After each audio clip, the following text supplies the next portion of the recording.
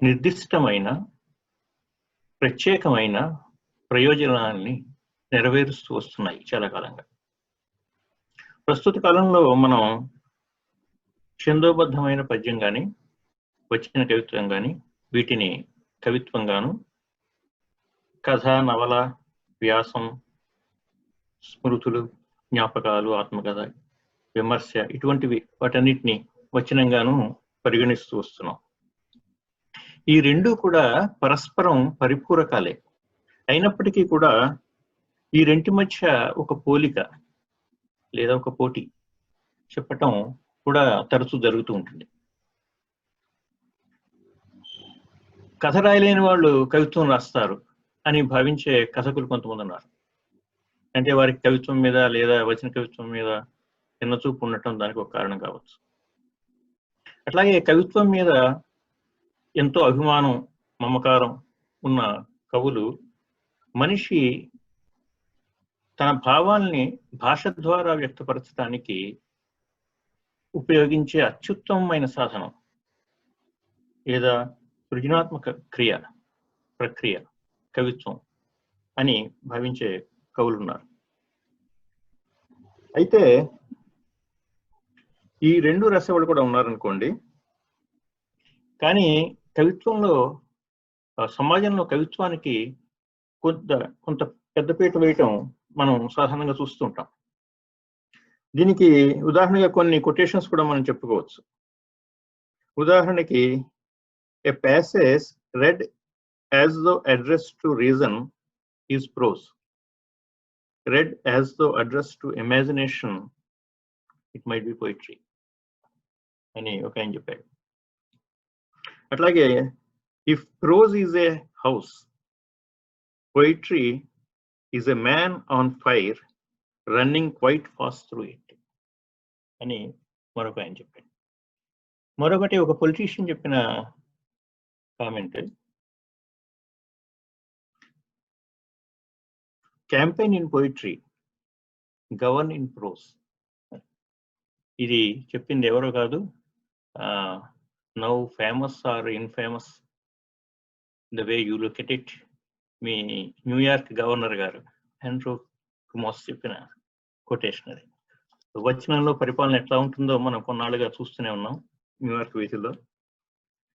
అయితే మన భూషణ్ మాటల్లో చెప్పాలంటే, మన దగ్గర కొన్ని బియ్యం ఉన్నాయనుకోండి, దాంతో అన్నం వండామనుకో, అన్నం వండటం వచనం. కానీ వాటిని ఫెర్మెంట్ చేసి, ప్రాసెస్ చేసి, దాని నుంచి కొన్ని చుక్కలో కొన్ని మిల్లీ లీటర్లో వైన్ తయారు చేస్తే అది కవిత్వం. అంటే కవిత్వంలో ఉండవలసిన సారం, గాఢత, దాని గురించి ఈ వాక్యాలు చెప్తాయి. భూషణ్ మన ఫ్రెండే కాబట్టి సరదాగా దీన్ని మనం పారాఫ్రైజ్ చేసి 2 ముక్కలో చెప్పాలంటే, కడుపు నింపేది వచనం, కిక్కిచ్చేది కవిత్వం. అయితే ఈ రెండు రాసిన వాళ్ళని కూడా ఎక్కువ కవులుగానే గుర్తించడం మనం చూస్తుంటాం. ఉదాహరణకి విశ్వనాథ సత్యనారాయణ గారు ఎన్నో కావ్యాలు రాసినా అంతకు మించి ఎన్నో నవలలు కూడా రాశారు. ఆ నవలల్లో ఎన్నో ప్రసిద్ధి చెందినవి కూడా ఉన్నాయి.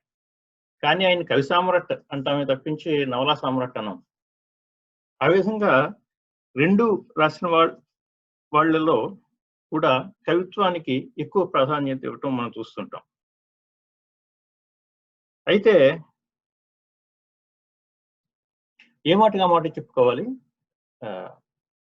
కవిత్వం కంటే కూడా వచనం కానీ, అందులో సుదీర్ఘమైన రచనలు, భ్రమరాలు లాంటివి రాయటానికి కొంత పట్టుదల, శ్రమ అవసరం. నాయపాల్ కూడా అంటాడు, writing a novel is a very lonely process అని. మహారాష్ట్రానికి చెందిన ప్రముఖ రచయిత ప్యాట్ కాన్రాయ్ కూడా అటువంటి అభిప్రాయాన్ని చెప్తాడు. ఆయన లాంగ్ లీగల్ నోట్బుక్స్ మీద ఆయన చేత్తో రాసేవాడు novel. It's a lonely exercise అని అంటాడు. అంటే కవి తనలో తాను ఒక ఏకాంతాన్ని నిర్మించుకుంటాడు. ఆ నిర్మించుకున్న ఏకాంతంలో ఉన్న ఆలోచనల్లోంచి కవిత్వం పుడుతుంది. రచయిత తన చుట్టూ ఒక ఏకాంతాన్ని నిర్మించుకుంటాడు. ఆ ఏకాంతంలో ఒక పట్టుదలతో, ఒక పరిశ్రమతో చేసే పని వల్ల నవల గాని, కథ గాని పుడుతుంది. అయితే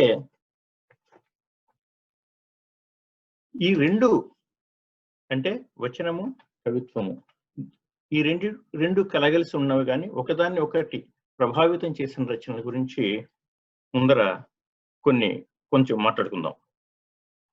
అసలు సాంప్రదాయకంగా కూడా మన కావ్యాలన్నీ చెంపు కావ్యాలు. అంటే అందులో వచనము ఉంటుంది, పద్యము ఉంటుంది. అవే సాధారణంగా వచ్చినవి. అందుకనే వచనం లేకుండా వచ్చిన వాటిని ప్రత్యేకంగా నిర్వచన కావ్యాలు లేదా నిర్వచనోత్తర రామాయణం లాంటివి నిర్వచనం అని ప్రత్యేకంగా చెప్పవలసి వస్తుంది. ఈ రెండు ఉన్నా కూడా ఎక్కడైనా కొన్ని చోట్ల వచన భాగాలు ప్రసిద్ధి చెందినవి ఉండొచ్చు, కానీ చాలా వరకు వాటిల్లో ప్రసిద్ధి చెందినవి పద్యాలే. ఆ పద్యాల్లో చెప్పేది సాధారణమైన సంభాషణే కావచ్చు, మామూలు సంభాషణ అయి ఉండొచ్చు, కానీ అది పద్యంగా చెప్పటం వల్ల దానికి ఒక ఆకర్షణ ఏర్పడుతుంది. ఆ రకంగా ఈ కావ్యాల్లో పద్యాలు చాలా మనకి కొటేషన్స్ గా ప్రసిద్ధి చెందిన వాక్యాలు కూడా పద్యాల్లోంచి వచ్చిన వాక్యాలే ఎక్కువగా ఉంటాయి. ఇదే సాంప్రదాయం తరువాత పద్య నాటకాలకు కూడా విస్తరించిందని అనుకుంటాను. ఎందుకంటే పద్య నాటకాల్లో కూడా వచనం ఉంటుంది, పద్యం ఉంటుంది, కానీ వాటిలో ఎక్కువ ప్రసిద్ధి చెందినవి పద్యాలే. చాలా వాటిల్లో కూడా వచనం పద్యానికి కేవలం ముందు మాటగా వచ్చినట్లుగా కూడా నాకు అనిపిస్తుంది. ఉదాహరణకి నాకు చాలా ఇష్టమైన ఒక భాగం ఈ పండవ ఉద్యోగాల్లో. ఇది ఎందుకు ఇష్టం అంటే, నాకు చిన్నప్పుడు చాలా సన్నిహితుడైన ఒక నౌకరు ఉండేవాడు మా ఇంట్లో. అతను కర్ణుడి పాత్ర వేసేవాడు నాటకాల్లో. అందులో చాలా సార్లు ఈ భాగం అతను చెప్తూ ఉండేవాడు. అది కృష్ణుడితో కర్ణుడు అనే ఘట్టం అన్నమాట. వసుదేవ కుమార, నా యందలి సౌహార్దమున శ్రేయస్కామివై తెలిపిన ఈ రహస్యము నా సహజ కవచ కుండలములు ఇంద్రునికిచ్చున్నాడు, సూర్యుని వలనే కొంత ఎరింగి తిని, నీ వలన సమూలముగా తెలిసినది కానీ అని తర్వాత పద్యం, సూతుని చేతికి దొరికి సూత కళత్రం పాలు త్రావి, ఫేమస్ పద్యం. అది స్టార్ట్ అవుతుంది. అంటే పద్యానికి ఒక ముందు మాట్లాడగానే వచనం వస్తుంది చాలా సందర్భాల్లో. అయితే క్రమక్రమంగా పద్య నాటకాల్లో వచనం ప్రాధాన్యత కూడా పెరుగుతూ వచ్చిందని నేను అనుకుంటాను. ఉదాహరణకి ఈ మధ్య నేను వేదం వెంకటరాయ శాస్త్రి గారి బొబ్బిలి యుద్ధం చదివాను. అందులో వచనం దాదాపు సగం వచనమే ఉంటుంది. పద్యాలు ఉన్నా కూడా, ఇప్పుడు బుస్సీదర్ లాంటి వాడు కూడా పద్యాలు చెప్పినప్పటికీ కూడా వచనంలో కూడా సమాన స్థాయిలో ప్రాధాన్యత ఉంటుంది. తర్వాత ఇంకా సాంఘిక నాటకాల్లో వరవైక్రయం లాంటి వాటికి వచ్చేసరికి 1-2 పద్యాలు ఉన్నట్టువే మనకి ఆశ్చర్యంగా అనిపిస్తుంది. కన్యాశుల్కం తర్వాత ఒక నాటక చరిత్రని ఒక మలుపు తిప్పిన కన్యాశుల్కం తర్వాత నాటకంలో వచనం ప్రాధాన్యత, వచన వైభవం బాగా ప్రకటితమైందని అనుకుంటాను. తర్వాత ఇప్పుడు సాంఘిక నాటకాల్లో వచనం, అందులో వచ్చే డైలాగ్సే ఎక్కువ.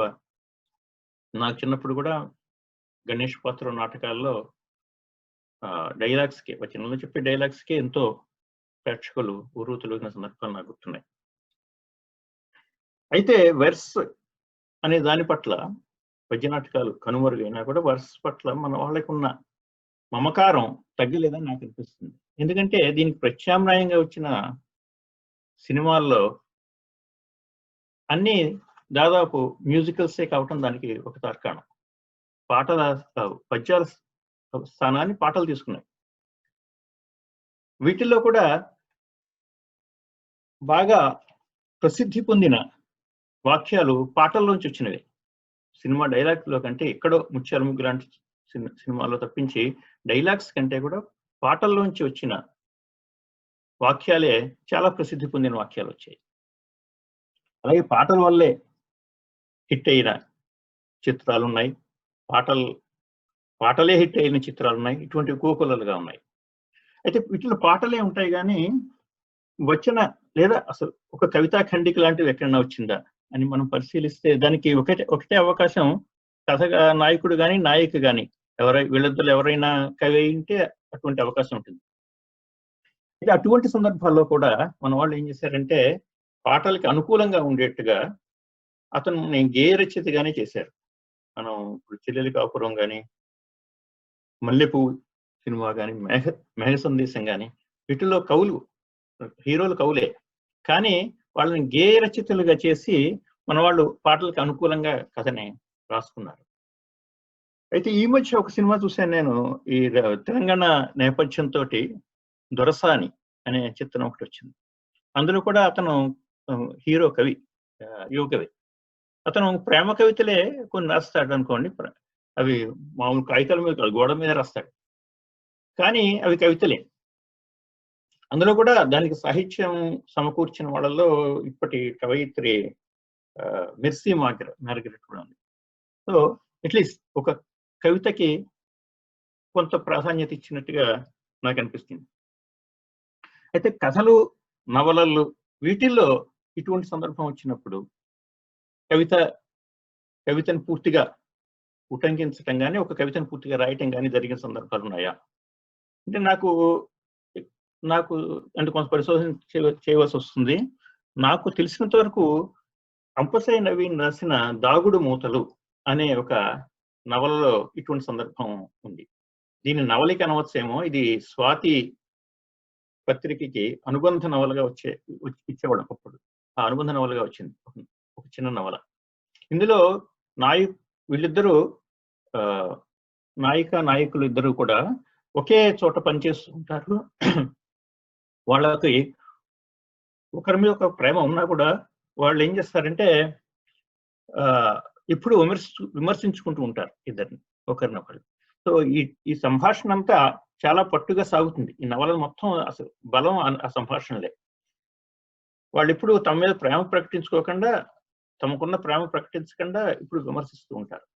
ఇందులో ఈ హీరో విక్రమ్ కవి చివరిలో ఆ అమ్మాయి ట్రాన్స్ఫర్ అయి వెళ్ళిపోతుంటుంది వేరే చోటికి. అప్పుడు మాత్రం అతను తన ప్రేమని చెప్తూ ఒక సుదీర్ఘమైన ఒక కవిత చదువుతాడు. అది మంచి కవిత యాక్చువల్గా. అందులో నేను కొన్ని లైన్లు వినిపిస్తాను. మరుపు మత్తుకు బానిసను కావాలని ఉంది, జ్ఞాపకాల ధనరాశుల్ని కొల్లగొట్టుకు వెళ్ళిపో, జ్ఞాపకాల గుడిగంటలు ఇంక వినలేను, మరపు మధుశాలలో తోసి వెళ్ళిపో, మరపు చీకటిలో మగ్గిపోవాలని ఉంది, జ్ఞాపకాల దీపాల్ని ఆర్పుతూ వెళ్ళిపో, గుండె లోపలి అరలలో భద్రంగా బంధింపబడిన నీ చిత్తరువుని తలవంచే చూసుకుంటాను వినమ్రంగా, మనసు చెదిరి మగత నుదిలి జీవితపు చెడారిలో పరిగెత్తే ప్రయాణికుడికి చక్కటి నీడ, చల్లని నీరు దొరికినట్టుగా ఉంది నా పరిస్థితి ఇప్పుడు. స్వచ్ఛమైన జీవితంలో నీ వియోగ నిశాంతాలు జీవన పత్రాల మీద నిర్జీవ రంగవల్లులు,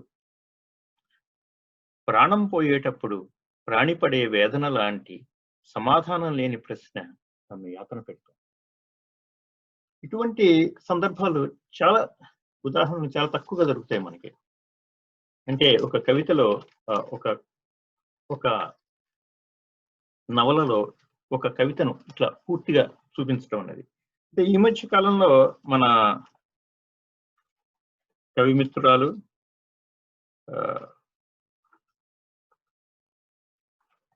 పాలపర్తి ఇంద్రాణి ఒక ప్రయోగం లాంటిది చేసింది. ఇందులో ఏంటంటే ఈ మధ్య అమ్మాయి రాసిన బండిరా అనే నవలలో ప్రతి చాప్టర్ ముందర ఒక కవిత ఉంటుంది. ఈ కవితకి అందులో చెప్పిన కంటెంట్ కి ఒక వేగ్ రిలేషన్షిప్ ఉండొచ్చు, కానీ ఆ కంటెంట్ పూర్తిగా ఈ కవిత రిఫ్లెక్ట్ చేస్తుందని కాదు. రెండింటికి ఒక లూజ్ రిలేషన్షిప్ ఉంటుంది. ఈవిడ కవయిత్రే, అసలు మొదటిగా కవయిత్రి కాబట్టి అందులో తన కవితల్నే మొకటాలుగా తీర్చిదిద్దింది. ఇది ఒక మంచి ప్రయోగమే. ఎందుకంటే కవయిత్రి కాబట్టి తన కవితల్ని కూడా అందులో చేర్చింది. ఇందులో ఒకటి ఉదాహరణకి ఒక కృష్ణా నదికి కుటుంబం అంతా వెళ్తారు పిక్నిక్ లాగా.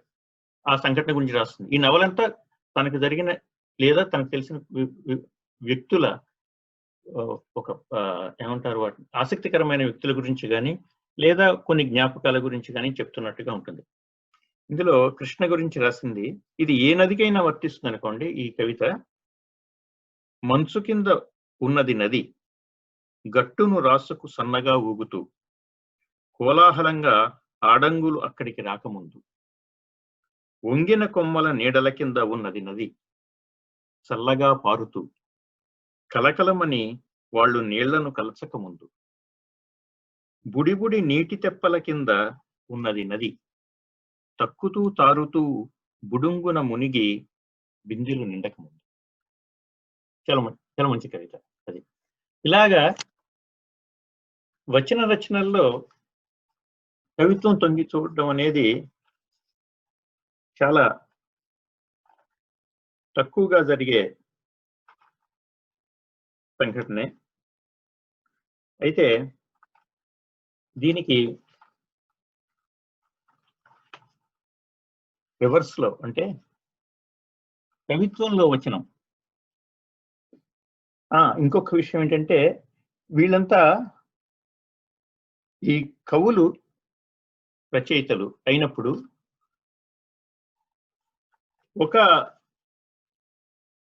వాళ్ళు వచన రచన చేసేటప్పుడు కవులు ఒక ముఖ్య లక్షణంగా వాళ్ళు చెప్పేది ఏంటంటే వచన రచన చదువుతున్నప్పుడు వాళ్ళు కవులను తెలియకూడదు.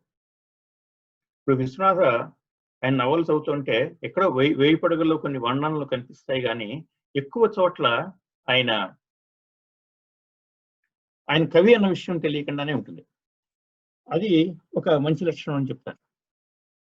నేను కూడా ఆ మధ్య ఒకటి 2 కథలు రాశాను. ఆ ఒక కథని తోడు అనే కథని నవీన్ గారికి చూపించినప్పుడు ఆయన కథ బాగుందన్నారు.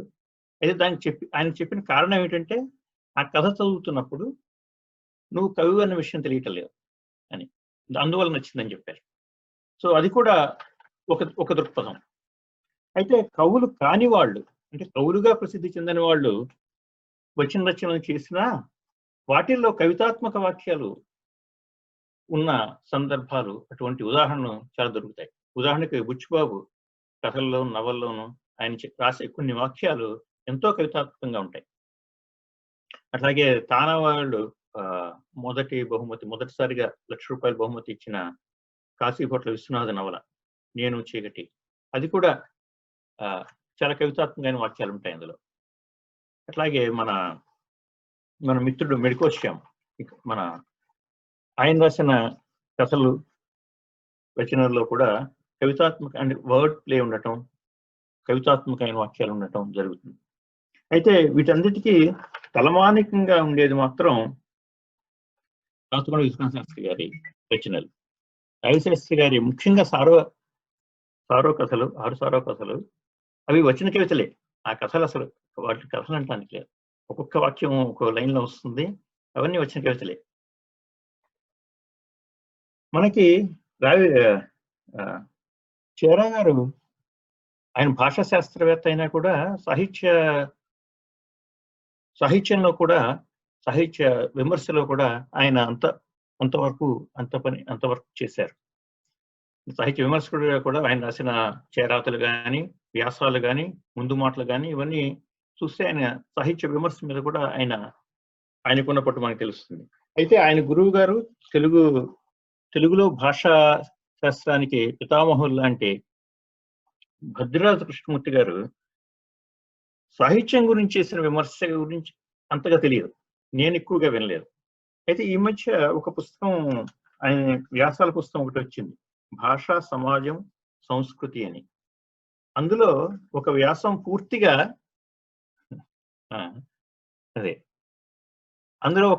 పూర్తిగా రావిశాస్త్రి గారి సిమిలీల గురించి, కేవలం ఆయన వాడిన సిమిలీల గురించి ఒక వ్యాసం రాశాడు. అందులో ఆయన చెప్పిన దాని ప్రకారం రావిశాస్త్రి గారు దాదాపు 20 రకాలుగా సిమిలీలు ఉపయోగించారట ఆయన రచనల్లో. అంటే ప్రకృతిలో రెండు మూర్త అనుభవాల్ని పోల్చటం, లేదా అమూర్త అనుభవాల్ని మూర్త అనుభవాలుగా పోల్చటం, లేదా సంస్కృతికి చెందిన అనుభవాల్ని ప్రకృతి అనుభవాలుగా చిత్రించడం, ఇట్లా రకరకాల కేటగరైజేషన్ చేసి ఆయన చెప్పాడు. ఆయన చెప్పిన డజన్ల కొద్దీ ఉదాహరణల్లో ఒక ఉదాహరణ, కొన్ని ఉదాహరణలు ఇస్తున్నాను. ఎర్రగా గరుగ్గా అనాస్కాయలా ఉన్నాడు యువక లీడర్. కుక్క మనుషుల్ని నమిలేసే అడవి మనిషిలా ఉంది. ఆ కేక కొబ్బరి చెట్టు చివర నిల్చున్న చంద్రుణ్ణి చూసి భయపడి కోరెత్తి ఏడ్చిన జబ్బు కుక్క ఏడ్పులా ఉంది. ఆ నవ్వు జామ తోటలో 1000 రామచిలుకలు మూకుమ్మడిగా నవ్వునట్టుగా ఉంది. లక్ష్మీపతి, అతని భార్య, 3 పిల్లలు సైజు వారీగా 5 ఖరీదైన సబ్బు ముక్కల్లా ఉంటారు. దూరంలో పనస చెట్టు ఒకటి పిల్లల స్నానాలయ్యాక తను స్నానం చేసి ఎండలో తలారబోయించుకుంటున్న తల్లిలా నిల్చుని పిల్ల మొక్కల్ని చూస్తూ జాలి జాలిగా నవ్వుతాం. ఇవి కొన్ని సిమిలీలు, అంటే కథకు ఉపయోగపడినా కూడా చాలా చోట్ల ఆయన ఆ సిమిలీ మీద ఉన్న మమకారంతో వాడినట్టుగా మనకు తెలుస్తూ ఉంటుంది. ఇది ఆయనకున్న ఒక బలహీనతగా కూడా కొంతమంది విమర్శకులు చెప్పారు. అయితే ఒక పర్టికులర్ స్టోరీ, ఇది కార్నర్ సీట్ అని సారా కథలో ఉంటుంది. బహుశా చాలా మంది చదివే ఉంటారు కార్నర్ సీట్. ఈ కథలో మాత్రం చివరిలో ఆయన రాసిన వాక్యాలు సిమిలీలు తక్కువ ఉంటాయి, అందులో సిమిలీ ఎక్కువ వాడలేదు, కానీ ఎంతో కవితాత్మకమైన వాక్యాలు. అవి కొన్ని నేను చదివి వినిపిస్తాను. అందులో కొంచెం 2 ముక్కలు. ఈ కార్నర్ సీట్ కథలో ఏంటంటే, ఈ రాజు అనేవాడు ఉంటాడు, కథ చెప్పేవాడు. అతను కథ చెప్పేవాడు కాదు, రాజు అనే అతను మెయిన్ క్యారెక్టర్. అతను ఏదో ప్రయాణానికి రైలు బండి ఎక్కినప్పుడు ఒక కార్నర్ సీట్ లో కూర్చుందాం అనుకుంటాడు. అతను వెళ్లే లోపలే ఇంకొకడు వచ్చి కూర్చుంటాడు. వాడు మురికి బట్టలు వేసుకుని మాసిన గెడ్డంతో తల మీద ఆకుపచ్చ కుచ్చు టోపీ ఒకటి పెట్టుకుని ఉంటాడు. వాడిని చూసి ఇతను చాలా తిట్టుకుంటాడు, తన సీట్ అతను తీసేసుకున్నాడు. ఈ ప్రయాణం అయినంత వరకు అతను తిట్టుకుంటూనే ఉంటాడు. కానీ ఒకచోట స్టేషన్ లో ఆగాక ఈ వాడు ఏం చేస్తాడంటే, ఆ కార్నర్ సీట్ వాడు ఆ టోపీ తీసి అక్కడ సీట్ మీద పెట్టి వెళ్ళిపోతాడు, దిగుతాడు. తర్వాత రైలు కదులుతుంది. రైలు స్టేషన్ దాటగానే మళ్ళీ ఆగిపోతుంది. గవుకుని అందరూ ఏదో కలకలం రేగుతుంది. ఏమిటంటే, ఒకతను ఆత్మహత్య చేసుకుంటాడు రైలు కింద పడి. ఇతను, ఈ రాజు గబగబా వెళ్ళి చూస్తాడు. చూస్తే ఆత్మహత్య చేసుకున్నది ఈ కార్నర్ సీట్ వాడే. అప్పుడు రాజు తిరిగి వచ్చి అతను బాధపడతాడు.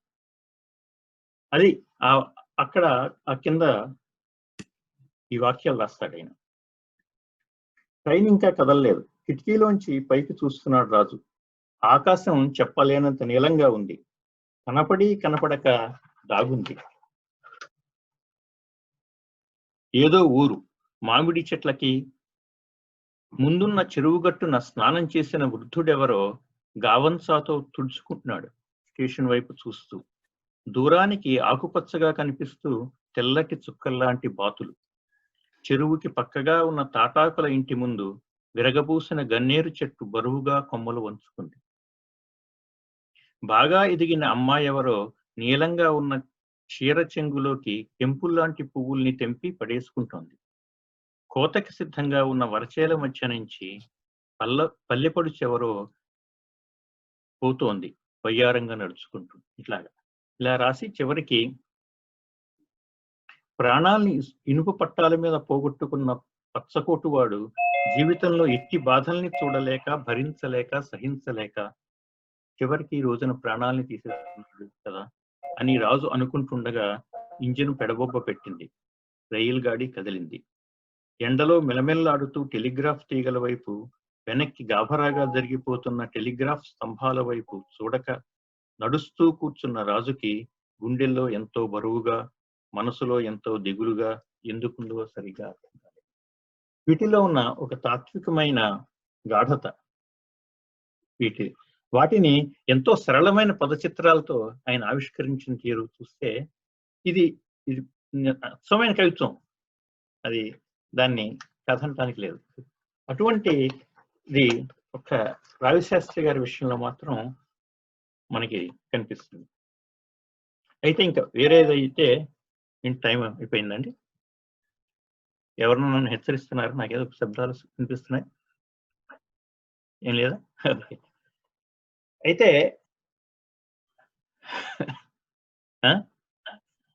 మేమేమి టైం చెప్పలేదండి మీకు. ఓకే ఓకే, ఎవరైనా జాయిన్ అయ్యారేమోనండి. అవే ఉండొచ్చు. ఓకే ఓకే, కంగారు పడకండి, మేము పట్టుకుంటాం. Okay okay. కవిత్వం ఇప్పటిదాకా వచనంలో కవిత్వం గురించి చెప్పాము.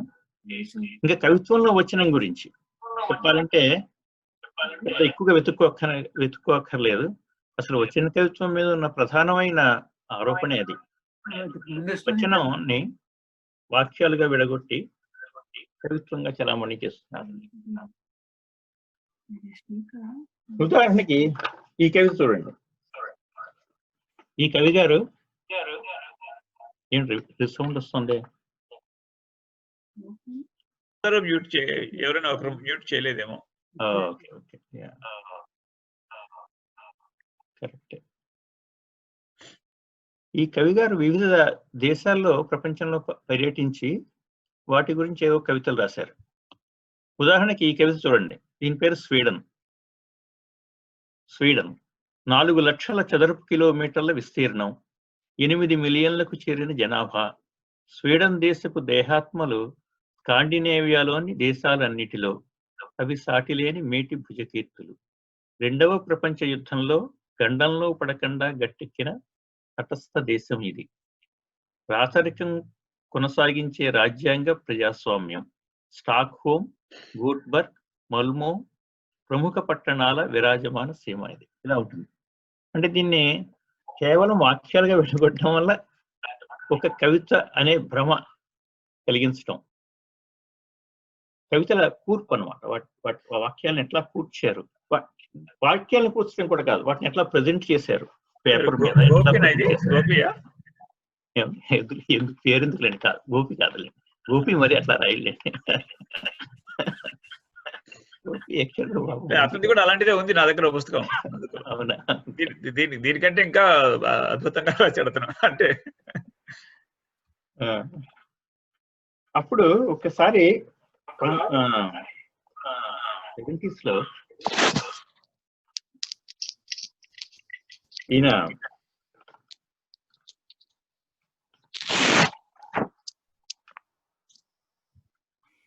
సంపత్ కుమారాచార్య గారు వచన కవిత లక్షణాల గురించి ఒక వ్యాసం రాశారు.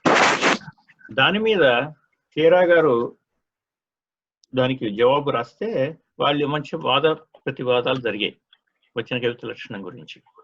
వచన కవితని సంపత్ కుమార్ గారు వచన పద్యం అంటారు. ఈ వచన పద్యం ఎట్లా వచ్చింది అనే దాని మీద వీరిద్దరికి మౌలికమైన భేదాభిప్రాయం. అంటే అది పద్యం నుంచి వచ్చింది అని సంపత్ కుమార్ గారు అంటారు. అందువల్ల పద్యం నుంచి వచ్చింది కాబట్టి దానిలో కూడా అంతర్లీనమైన ఒక ఛందస్సు ఉంటుంది అన్నది ఆయన అభిప్రాయం. షేరా గారు అది వచనం నుంచి వచ్చిందంటారు. అందువల్ల ఫార్మెట్ కి సంబంధించినంత వరకు దానికి ఎటువంటి నిబంధనలు వర్తించవు అంటారు. ఈ రకంగా షేరా గారి ఆయన డెఫినేషన్ కి తగినట్లుగా రాసిన కవులు కొంతమంది ఉన్నారు. అంటే పేరాలుగా కవిత్వం రాయటం అన్నమాట. అంటే చూడటానికి పేజ్ మీద మనం ప్రెజెంటేషన్ చూడటానికి అది వచనంలాగా ఉంటుంది, కానీ అది కవిత్వం. దాన్ని మనం చదివి చూస్తే అదంతా కవిత్వం. అటువంటిది చాలా మంది రాశారు. అంటే పేరాలుగా కవిత్వం రాయటం అనేది మన కవులు చాలా మంది చేశారు. వాళ్ళు ముఖ్యంగా గుంటూరు శేషానంద శర్మ గారు, ఆయన నీరై పారిపోయింది,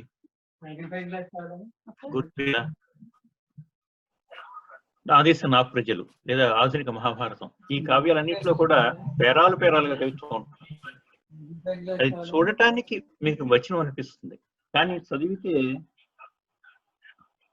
అది కవిత్వం. ఉదాహరణకి రవి గారు, రవిశంకర్ గారు ఒక్క నిమిషం ఉండండి, అనౌన్స్ చేద్దాం అందరినీ ఒక మాట. మ్యూట్ చేయమని అనౌన్స్ చేద్దాం. మధు నేను అతనికి మెసేజ్ పంపిస్తాను. హలో అండి, నేను ఒకసారి అందరినీ మ్యూట్ చేస్తాను. అండ్ తర్వాత నేను ఒక రవి గారిని మాత్రం నేను అందరినీ మ్యూట్ చేస్తానండి. ఒక రవి గారిని మాత్రం అన్మ్యూట్ చేస్తాను. ఓకేనా? సరేనండి.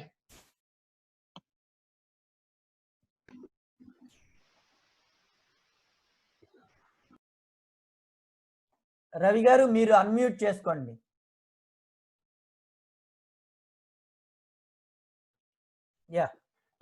ఓకేనండి. సో ఈ చేరా గారు చెప్పిన డెఫినేషన్ సరిపోయే కవిత్వం అంటే పేరాలుగా ఉన్న కవిత్వం శేషాన్ శర్మ గారు విషయంలో చాలా కనిపిస్తుంది. ఉదాహరణకి నేను నీరై పారిపోయింది నుంచి ఒకటి ఉటంగిస్తాను. పొద్దున్నే స్నానమాడి ఒక తామర పువ్వు సరస్సునంతా స్మృతులతో పరిమళ భరితం చేసింది. దానికి మూర్ఛపోయి చంద్రుడు అందులో పడి కరిగిపోయాడు. ఆ మత్తులో సరస్సు రాత్రంతా నక్షత్రాల కలలు కంటూ ఉండిపోయింది. చంద్రుణ్ణి బాల్చీలో పట్టుకుందామని రాత్రి నేను సరస్సుకు పోతే దాని గాఢ సమాధి చూసి భగ్నం చేయటానికి మనసొప్పలేదు. ఈ బాల్చీలో చంద్రుణ్ణి శేషాంత్ శర్మ గారు కూడా చూశారనమాట. నక్షత్రాలతో తామర మొగ్గలతో కలల్ని అలంకరించుకున్న ద్రష్టగా సాక్షాత్కరించింది సరస్సు. వేళ్లలో నుంచి ఎవడో వేణువులు తీస్తున్నాడు. స్వరాలు చంద్రికల్లో పుర్లాడుతున్నాయి నా రక్తరేణువుల మీద. వెన్నెల ఇంద్రజాలంలో వస్తువులు ఎలా మారిపోతాయో సౌందర్య పరివేషాలు ధరించుకొని అని చూస్తూ నిల్చున్నా. కనురెప్పలు వెన్నెల్లో నాని ఉబ్బి బరువెక్కాయి. నేనెప్పుడూ ఒక రాగానికి మేళవించిన తీగనని తెలుసుకున్నా. నా స్మృతుల బాల తృణాలతో మధుర సమాసాలు అల్లేది అజ్ఞాత దిగంతాల్లో జన్మ వృత్తాంతం కూల్పోయినది అయిన ఒకానొక రాగానికి మేళవించిన తీగనని తెలుసుకున్నాను. ఇది చూడటానికి ప్రెజెంటేషన్ అంతా మీకు వచ్చినలాగా కనిపిస్తుంది. కానీ అద్భుతమైన సాంద్రమైన లోతైన కవిత్వం అందులో ఉంటుంది. ఇది ఒక పద్ధతి. మరొక పద్ధతి ఏంటంటే ఇది అచ్చమైన వచ్చిన కవిత్వం అని చెప్పుకోవచ్చు. ఎందుకంటే ఇది చూడడానికి వచ్చినలాగా ఉంటుంది, కానీ చదివితే కవిత్వం అవుతుంది. ఇది ఒక రకమైన అచ్చమైన లేదా ప్రత్యేకమైన వచ్చిన కవిత్వం అని చెప్పుకోవచ్చు. అలాగే మరొక విభాగం ఏంటంటే ఇందులో అచ్చమైన వచ్చిన కవిత్వానికి కొన్ని సంఘటనల గురించి చెప్పటం. అంటే ఒక కవి తన ఆలోచనలే లేదా ఒక సంఘటనకి తన స్పందన వంటివి కాకుండా కేవలం ఒక సంఘటనని వర్ణించటం. అది కూడా దాదాపు అలంకారాలు ఏమీ లేకుండా, ఏమీ హంగులు లేకుండా చెప్పటం. కేవలం ఆ సంఘటనలో ఉన్న బలం వల్ల అది కవిత అవుతుంది. అటువంటి ఉదాహరణలకు ప్రయత్నాలు కూడా కొంతమంది చేశారు. ఉదాహరణకి బొల్లోజు బాబా పుస్తకంలో ఏదో ఒక కొబ్బరికాయలు దొంగతనం చేసిన వాడిని పట్టుకున్నారు అని తెలిసి ఇతను వెళ్తాడు. అక్కడ జరిగిందని వర్ణిస్తాడు. అట్లాంటివి అన్నమాట. ముఖ్యంగా ఇటీవల సమకాలీన అమెరికన్ కవిత్వంలో కూడా ఎక్కువ సంఘటనలను వర్ణించే కవితలే మనకి కనిపిస్తుంటాయి. సో ఇది కూడా వచన కవిత్వంలో ఒక ప్రత్యేకమైన, అంటే వచనంలాగా కనిపించే కవిత్వంగా మనం చెప్పుకోవచ్చు. మొత్తానికి ఏదైనా అంటే వచనంలో కవిత్వం రాసిన, కవిత్వం వచనంలా కనిపించే కవిత్వం రాసిన, అంతిమంగా ఒక రచన రాణించటం అనేది ఆ కవి ప్రతిభ మీద, ఆ ప్రక్రియ మీద కవికున్న పట్టు, దాని మీద ఆధారపడి ఉంటుంది. అయితే వీటిలో ఏది రాస్తున్నా కూడా మరొక ప్రక్రియని కూడా ఆస్వాదించి అభినందించదగిన అభిరుచి కవికి అవసరం. అసలు కవిత్వం రాసే వాళ్ళలోనే పద్యం చదవలేని వచ్చిన కవులు ఉంటారు, అట్లాగే వచన కవిత్వ సంపుటిని అసలు ముట్టుకోవటానికి ఇష్టపడని పద్య కవులు ఉంటారు. అట్లాగే కథలు రాసేవాడిని చిన్న చూపు చూస్తే నవలాకారులు ఉండొచ్చు, నవలలు చదవటం బోర్ అని భావించే కథకులు ఉండొచ్చు. కానీ ఏదైనా ఒక సృజనాత్మక రచన చేసే రచయిత కానీ కవి కానీ ఒక విస్తృతమైన సమగ్రమైన అభిరుచిని పెంపొందించుకోవటం ముఖ్యమని నాకు అనిపిస్తుంది. అప్పుడు అది వచనమైన కవిత్వమైన అతను చేసిన రచన రాణిస్తుంది. ధన్యవాదాలు.